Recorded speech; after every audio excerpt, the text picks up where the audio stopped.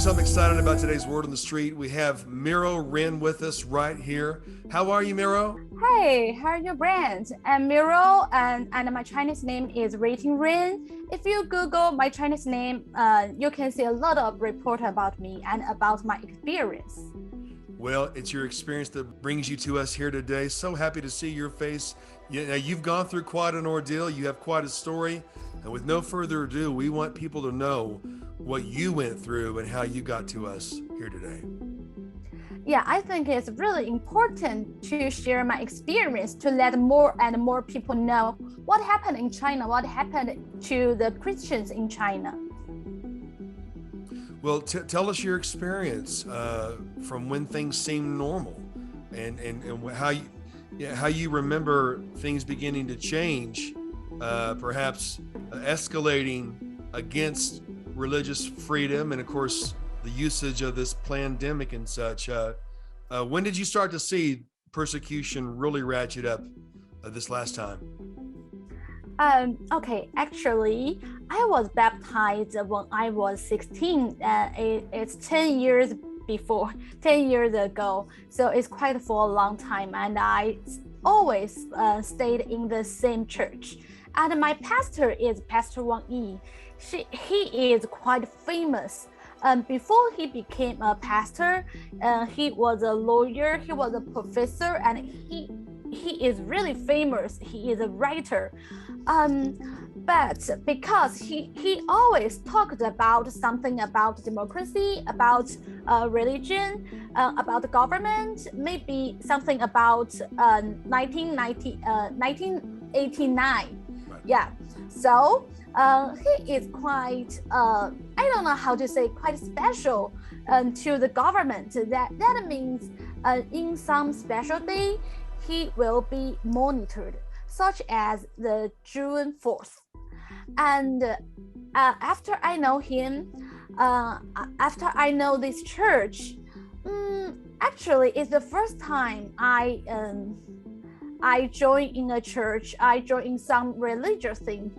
I was 16 at that time. I'm not really know about some some religion, some Christian, some other. So the one thing I feel different is I always saw some policemen in our church, especially when we celebrate, for example, the Christmas or our membership meeting or something like that. And also our pastor will disappear for a whole day in June 4th. At that time, I have no idea about June 4th. I don't know what happened because the things happened at that time. I even didn't give birth. Yeah. So I asked my parents, especially my dad. He was worried about that thing. And my dad told me a little about what happened in Tiananmen Square. And then I don't know why the church will prefer that, because we have to focus on the people who were persecuted. Yeah. So I think before 2017, it's the only persecution I saw happen in this church. Just our pastor would disappear for some special day, especially in June 4th.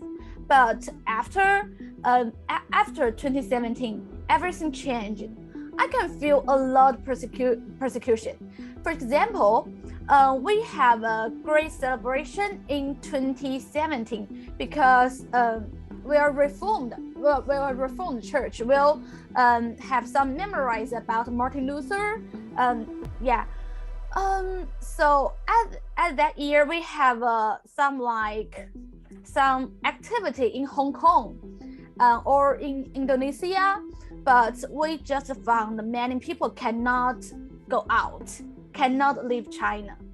For example, we ordered the airplane, but the policeman just warning you that you cannot go. You just cannot go. And I remembered a brother in our church. He was staying on the airport yet, but the policeman just found him and take him away. Yeah, that just happened. You know what? Before 2017, the persecution just happened on the pastor or some church leader, not for the normal Christians, not for the normal church member. But at that year, everything changed. The policeman would talk to every normal member, no matter who you are. And I still remember once I played the piano in the church, in the worship, and a policeman take a video and just very, very close to me, make me so uncomfortable. He just want to maybe take a picture about what about the hymn, the piano. But why would you want to take a picture of a piano? It's just the piano, right? And so till the 2018, I can feel the persecution just happened on everyone in our church. You know, we happened a very great earthquake in 2008.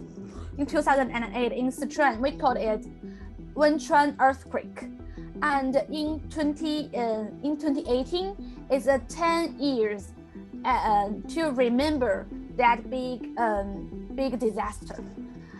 So we have some activity to maybe like pray for the people who died in that earthquake or something like that. But the government warned nearly every member in our church, nearly every member. Even I get a phone call and the policeman asked me, "You cannot go to your church tomorrow." I still remember I got the phone call on a Friday evening, and I know I won't go tomorrow because I'll go to another wedding. So I said, if I go, if you feel I'm guilty, you can just you can take me away. You can take me to the police office. But why would you like to warn to me? Why would you like to treat on me? It's not right, right? It's not the right thing for a policeman. But the next day, you know what? A very big bus, a police bus. It's not a police car, it's a police bus. Wow. Just, it's a bus. Just parked on the from our church. And everyone, no matter the church member, no matter the adults or children, even infants, everyone who went to our church, the policeman just take them away and to separate different police office. Maybe it depends on where you live or where policemen could accept more and more our membership. I remember just more than 300 membership or other people were took away at that day. Even the infant, even the children. And many children saw the policeman beat their parents. Oh, it's really cruel. I cannot imagine if I was 5, I was 3 years old and I saw some policemen. We always think they are representative of righteousness, but they are beat on my parents and my parents did nothing wrong, right? You cannot imagine that. And but luckily, everyone get free again at the same day. So the next Sunday, we just cut off the lock on the church gate, on the church door, and we go into the church and we worship God. We are so happy at that day because on the Saturday, everyone in the police office, we just saw oh my God, damn it. We cannot go to the church anymore because everyone's here, every member's here. But luckily, we go into the church again at the next day, at the Sunday. So we just think, oh, maybe that's persecution. It's really, I think, for many people, it's the first time they go into the police office. They have to questioned by the policeman. But luckily, our our church, you know, our pastor was a lawyer before, so he told us many things about when a policeman question you, how to answer something. You must answer them, but something you don't own them answer, right? You cannot, you can be silenced, right? That's your right. So very lucky. So we're going to the church again, and we just think, oh, maybe that's all, but we can feel every week, every Sunday, different policemen will go into our church and worship with us. And some police, I think, they're quite good. They're just like a job, and they come to the church and sit with us. Maybe they'll sing with us, and I think it's quite like a good thing, right? They can hear something about the gospel. But something is quite very rude. They walk around our church and take photo everywhere. And at that time, my husband was a church worker, and so he will go to speak to the policeman. If you're working here, you should give me some legally documents to show me. And yeah, you should everything obey the law. But if you're not, you're just a visit, you should obey us. Go to sit down. And actually, the policeman want to warn my husband, but we have more people, right? He's afraid at that time. Yeah, we have more people. So since the things go through in the winter, I was a seminary at that time, so I'll have some theological class very close to our church. Our classroom is very close to our church, and I think in the November 2018, just a week, and we were having class. Our teacher is a Hong Konger, but I think he was born in Hong Kong, but he is in America. And you know, at that time, something happening in Hong Kong is not really peace. So as a Hong Konger, our teacher also feel, how to say that, unpeaceful in China. So he should be very careful about to avoid some meeting, some talking with the policeman. So during the class, we just get a phone call from the church worker, and he said some policeman went to the church, and maybe they would come to you. So be careful. Right. And at that time, we just asked our teacher stop the class and sit with us, and another student pretend teacher and to protect that our real professor. At the same week, the policeman came twice, and it's really I think at that time I didn't think about too much because I'm young, and many mature professors, students with me, they're really good. They're evangelists. They're really good evangelists, and some of them even in the prison now. So it's really pity. And but now I thought about that things. I just feel, wow, twice for a week, it's really different. And then after that week, in the December 9th, it's a Sunday. We have a really peaceful worship in the day, and because it's very close to Christmas, so we have some program to celebrate the Christmas. We were preparing for that in that afternoon. It's really peace, quite like nothing happened. But when the night I was home, I just saw the message that a church worker was took away by the policeman. Why I always say took away, not arrest? Because they take the membership without any legal documents, so just take away. No warrants, nothing. Yes, so it's illegally, so I call them take away. So a church worker was taken away by the policeman, and at that time, I think, oh, it's quite normal because things just happened for several times. And I know maybe very soon he will go home, but I'm wrong. I was wrong. I was totally wrong. Some church member go to that brother's home, but they are also took away. It's so different. And I saw the message, our pastor's wife was took away. So I just called to my friend. My friend is my pastor's niece. Niece or nephew. She's a girl, so it's gonna be nephew, right? Nephew. Yes. She's our pastor's nephew. I asked her, what happened in your home? Do you need help? And she said, I'm on the way home. So I'll call you back half hours later. If I don't, maybe I was took away too.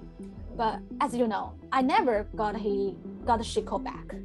And I'm so worried. I was so worried about her. So I told my mom and my husband, I should go out. I should find her. I should go to the police office and wait till she's out. Yeah, it's a very cold night. So my mom gave me some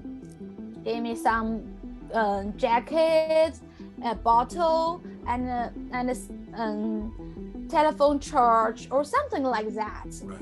So I just go, and on the way I go to find her.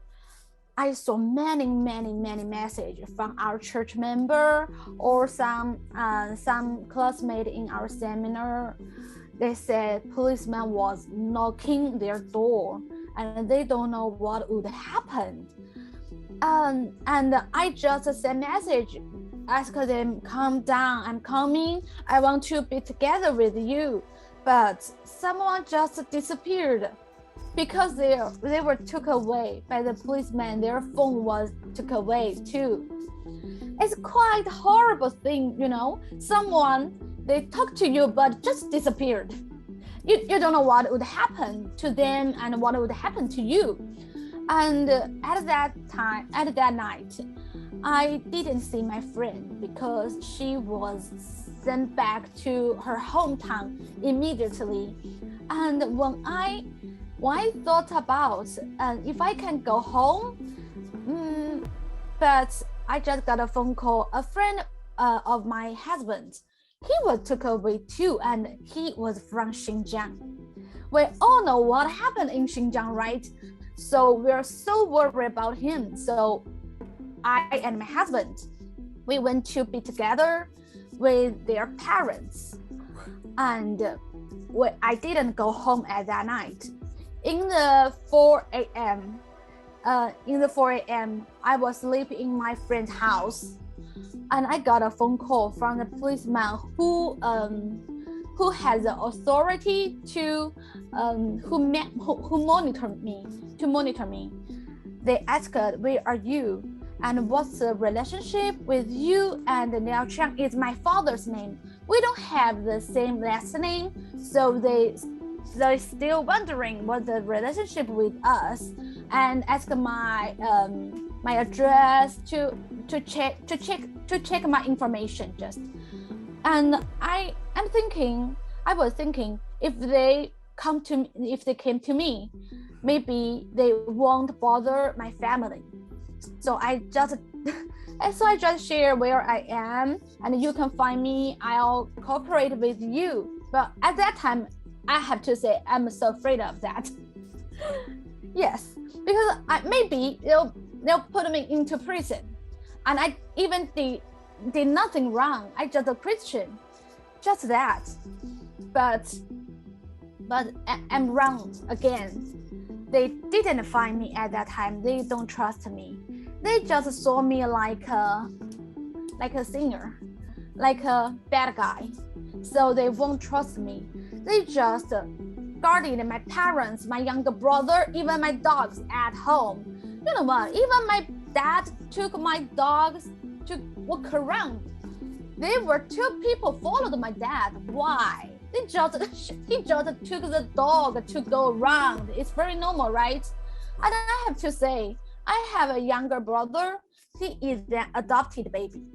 And the the first day, the policeman knocked in our door in my parents' home. They took some photo about my youngest adopted baby brother and even the adoption documents. And the only thing we are really feel unease is maybe they will call us a cult and took the adopted baby away. It's a really terrible thing. And I have to tell you, the things happened before. There is a family in our church. They adopted 4 babies from a countryside. The 4 children, they lost their dad and their mom remarried, so they're abandoned. And their grandparents cannot take care of them because they're old. And the family in our church just have a contract, I think, with them. And even the contract certificate by the government said they would like to take care of the 4 children till they 18. But after the persecution, after December 9th, the government just saw us cult and took the 4 children away. And the 4 children was separated to different families. And I saw the picture about their situation now. They're really, really bad. I don't know if you heard something about a lady in Suzhou with 8 children. If you saw some picture about that, I have to tell you, when I saw the 4 children, the situation now is quite like that. You verify, you saw back in China, you saw pastors and family, you saw friends being taken away. Can you verify the existence of concentration camps in China? You know what? Our pastor is still in the prison now. Right. He accused for some I think it's fake. Fake charges. It's fake. Yeah, fake charges by some fake evidence. And also an elder in our church was charged like illegally business but we are a church, right? How a church to be a business place? Yeah, so he just the elder, he just helped the church to print some paper and some paper maybe about the song we'll sing during the worship, or some information about, you know what, we have we have a lot of program in our church, maybe like anti-abortion, or about our church school. So we have many programs. We have some documents that's really normal, right? But it's gonna be the evidence to charge you in legal business. And I have to say, what the government doing is they want to the religion, just like took away the religion things, to pretend nothing about religion free, to pretend they are not persecuted to the every religion in China, not only Christians, but also the guys in Tibet, in Xinjiang, and Muslim or Falun Gong or something like that. Right. And so, wow. Well, so first they came and took your pastor for a day. Yes. And then they came and were singing songs with you, sitting there in the church, but taking pictures of the people. Yes. Then they began to take these individual people away illegally without a warrant.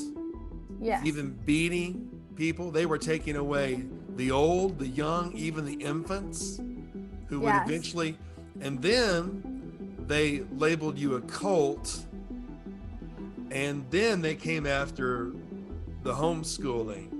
We see this on the horizon unless we stop it. but China Aid helped you get to America. Yes. And we love China Aid. We love Bob Fu. And because we love China Aid and we love Bob Fu, we love you. And we're so happy to meet you. We want to talk with you more. We want to keep up with you and make sure that you're doing well, Ren. So, thank you. Miro Ren, we're so grateful to meet you. Thank you for joining me today. I can't wait to speak to you again to see how things are. Thank you for making the time. And thank you for encouraging us to appreciate America. What would you say to Americans right now that they just seem too busy to worry about what their government is doing? How would you encourage them? Should they speak up? What should Americans do to avoid being like China? I have to say the first step, because please focus on the people who were persecuted now. Right. Yeah, I know some people would like Asian China is a very country very far from us because very far from us. You know what? My younger brother told me in his school, people cannot separate Japanese, Taiwanese, Korean, Chinese. They think, oh, you're Asian people. You're Asian guy, you're Chinese. If you're Asian guy, you're Chinese. Actually, for me, I cannot separate the people from America or from European. I'm so sorry. We all look the same. Just because we are so far from you. Right. So we cannot. But even we are far from China, please focus what happened in China. Right. It is not only about Chinese Christians, it's about basically human rights. Right. If you are not trying to know something about how to protect your basically human rights, or someday the things happen to you, you'll not notice what happened. You know what? When the first time I heard my pastor was took away, and very soon he was back, I think, oh, everything goes well now. We don't worry about that. But then I'm wrong. Yeah, the things happened to me. And I really hope someone could stand with me, because you know what? The policeman would tell you the truth, tell you the lie that you're wrong, you're illegal, you're cold, you should follow the government. Actually, many government would tell some lie to their people, right? So please focus what happened in China. You can learn, and one day you can protect yourself because you're learning now. Thank you so much, Mira Ren, and we look forward to talking to you soon. We're glad you're in America. America is a better place with people like you. We'll talk to you next time. Thank you. Thank you so much. And thank you, folks, for watching Word on the Street. We'll see you soon. Yeah.